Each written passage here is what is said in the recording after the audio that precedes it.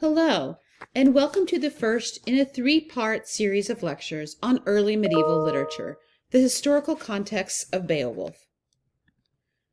The early medieval period in England, from the 5th century AD to the Norman conquest in 1066, has at times been called the Anglo-Saxon period, and as literary works, Anglo-Saxon literature.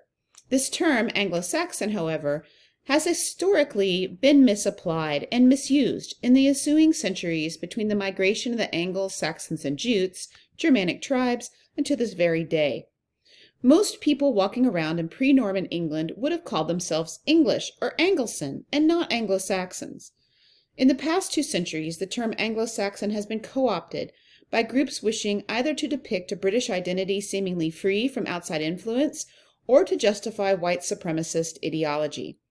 Scholars in the field of medieval studies, medievalists, are debating the terminology even as we speak, so we find ourselves thrust into a vigorous debate about very old things. A debate that nevertheless has modern-day implications. You may find the term Anglo-Saxon in the Norton Anthology to describe the literature and culture of this early medieval time period, and even though I am making every effort to be sensitive, your instructor may make some slip-ups as well in terms of wording. For the sake of this course, I will use the term Old English to describe literature written in the vernacular, or everyday language that the people of England would have used in this time period. However, some works in the early Middle Ages were actually written in Latin, or Irish Gaelic, or another language. For that reason, if you see the terms early medieval or early British, I'm referring to the literature of the time period in a general way, its history or its culture.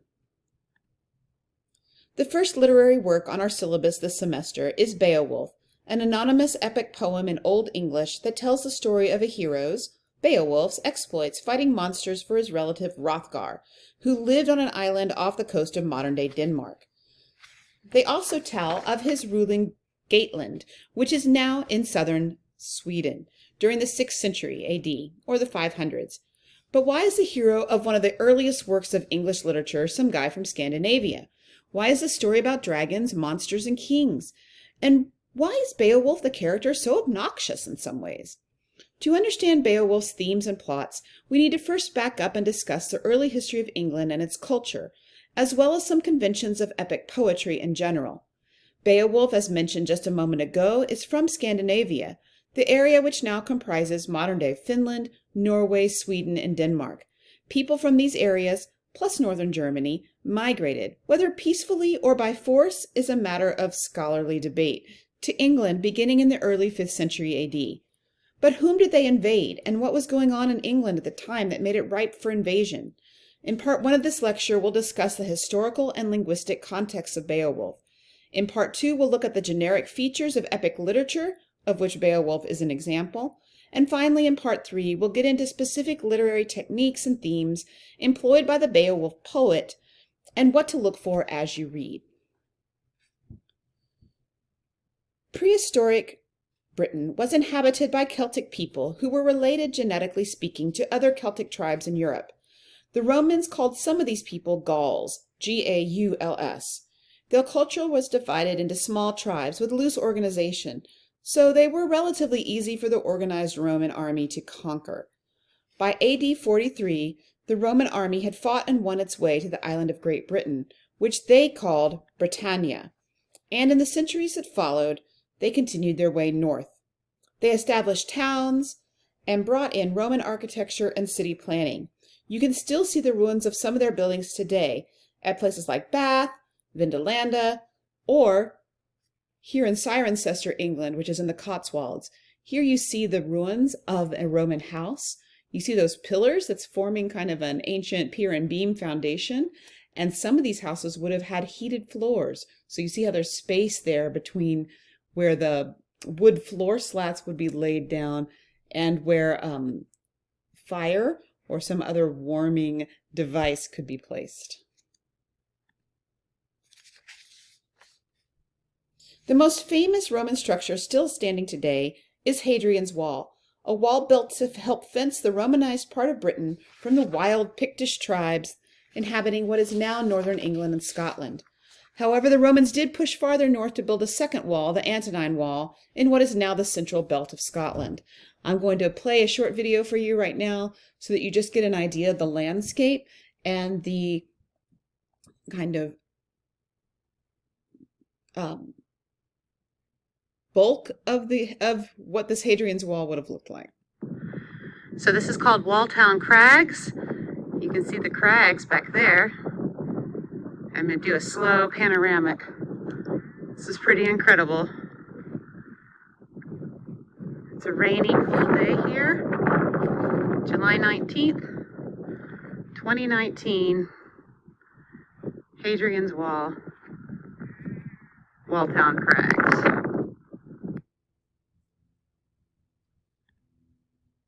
A series of shakeups occurring in the early 5th century AD caused most of the Romans to leave Britannia. First off, in the winter of 406 to 407, the Rhine River, a boundary of the Western Roman Empire, froze, allowing barbarians to cross and attack Rome itself. This move coincided, perhaps not coincidentally, with an uprising in the Roman military stationed in Britannia. A general named Constantine, not the famous Constantine I who converted to Christianity, named himself emperor, styling himself Constantine III.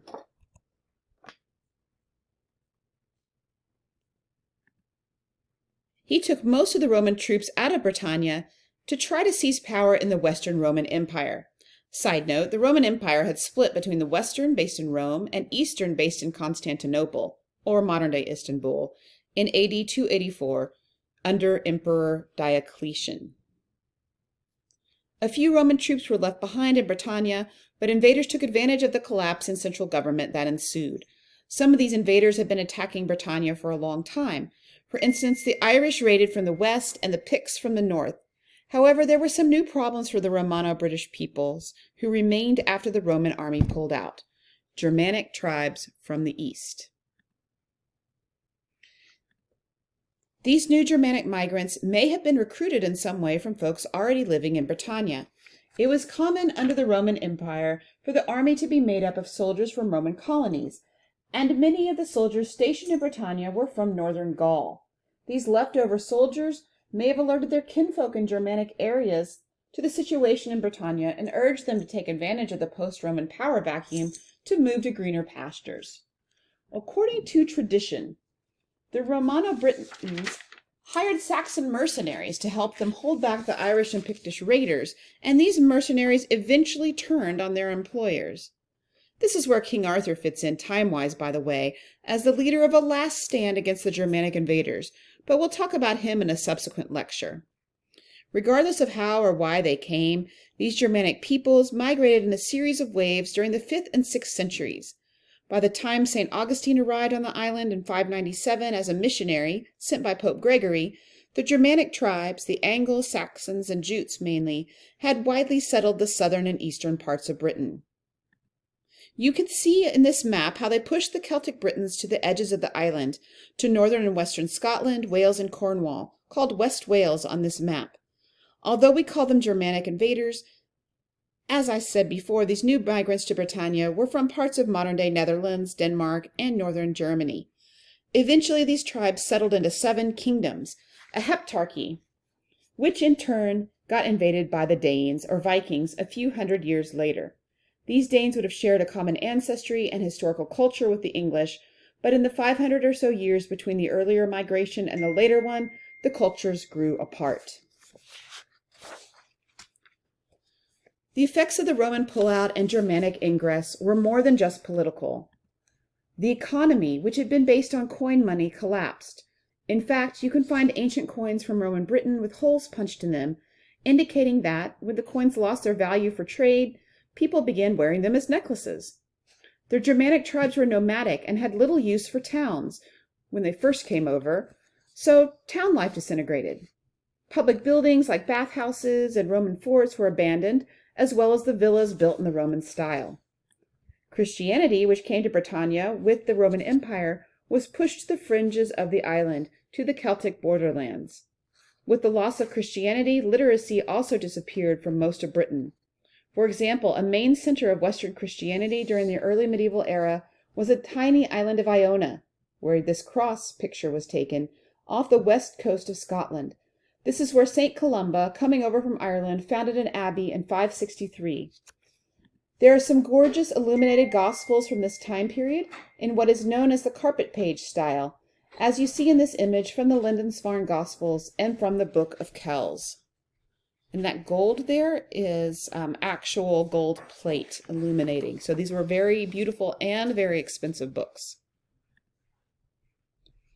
The German tribes had a profound effect on the English language, which is neither a Celtic language like Gaelic or a Romance language like Italian. Old English, the language spoken by these incoming tribes, and the language of Beowulf, is a Germanic language. In England, Latin did not really survive the pullout of the Roman forces like it did in other areas of the former Roman Empire, like France and Spain. The words in modern English with Latin roots are either words associated with Christianity or a result of the Norman conquest, which we'll talk about in a subsequent lecture. Old English was also influenced by Old Norse, when Vikings settled in England from 750 to 1000. Old Norse is also in the Germanic family of languages, and as the Angles, Saxons, and Jutes were from what is now northern Germany, the Netherlands, and Denmark, you can see how there would be much in common between the two languages. These tribes had the same gods as their Scandinavian cousins, although they sometimes had slightly different names, worshipping Tu, the god of war, Woden, also known as Odin, the father god, Thunor, or Thor, the god of thunder, and Frigga, the goddess of love. In fact, these Norse gods give us some of our weekday names: Tuesday, Wednesday, Thursday, and Friday. This ends part 1 of the lecture series. Part 2 will cover the conventions of epic literature. I will see you next time.